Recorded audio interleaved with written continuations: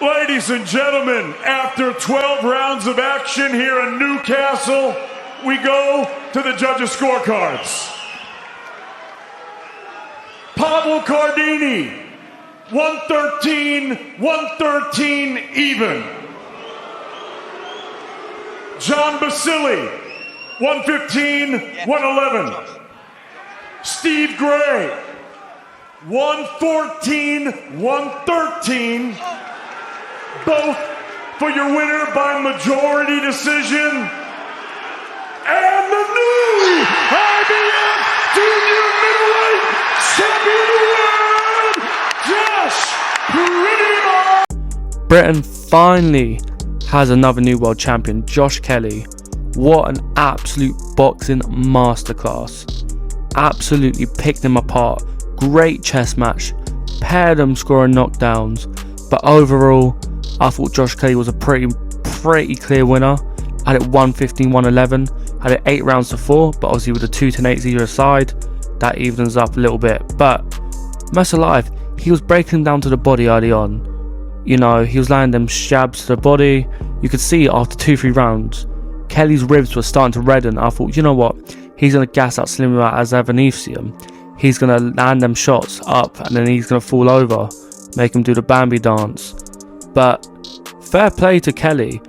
The scenario where he dropped him in the 4th round with that jab square on, he knew it was a glancing shot, wasn't really dazed.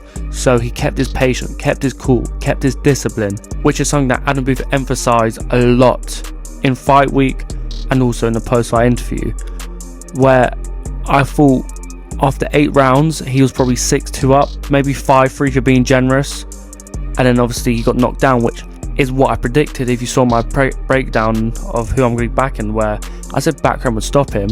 I said he would be ahead on the scorecards, Kelly, but Background would slowly pressure him and then get him out of there. But Kelly proved tough as old boots, tons of heart, what a chin he has on him. Got up, dusted his feet off, and went toe to toe, and then stuck to his boxing from 10, 11 and 12, and that won him the fight in a more convincing manner.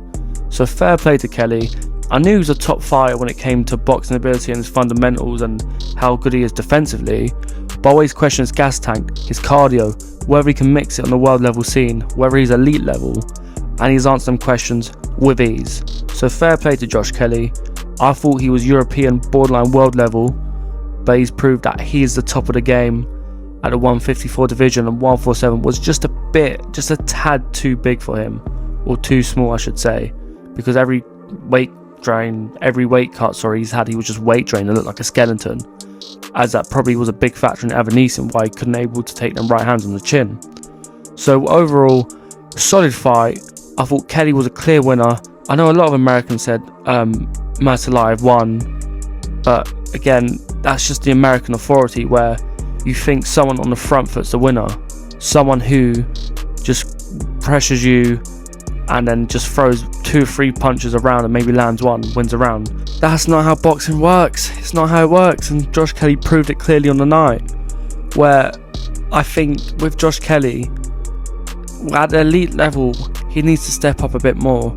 I think he needs to have a good defence against a solid seasoned veteran, someone who's not a cherry pick, but someone who's, I'd say, a bit more on the world level scene, and someone who can give him a good run for his money, and then maybe look at unifications and potential big fights like with Conor Benn, for example, because I believe you got to build it up. I don't like seeing where this is a mistake I've seen when Britain has a new world champion, because like, we're a small island, we're not as big as America, so we don't have world champions regularly, and when we do, we rush them, they lose, and everyone starts hating on them and turning their backs on them. So we need to get behind Josh Kelly, because what he done today was tremendous, absolutely phenomenal, and the world is his oyster.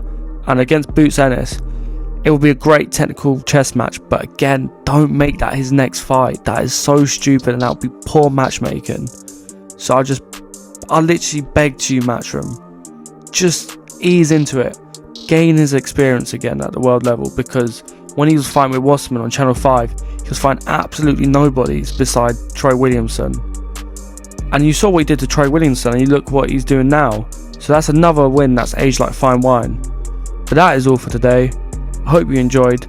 Oh, we uploaded another video about Fran Hennessy's fight and that absolutely disgraceful decision, because I was watching that at the same time. And then I'll see you as well late at night for the big dust up at Madison Square Garden, where Teofimo will upset the odds, and I'm standing on that. It's 8 hours before fight night, or actually 6 hours probably, depends, because I know Americans, they like to do the national anthem and do all that little singing and dancing before the fight. They don't just get in there. So I'll see you for the Fran Hennessy video, see you for Teofimo in the night. Let's make that money. Again, Murtazaliev let us down. Padley, let's not even get into that. But hopefully Teofimo and Sanders Sires as well will save the day. Have a great day, boys. Or evening, depending where you're from.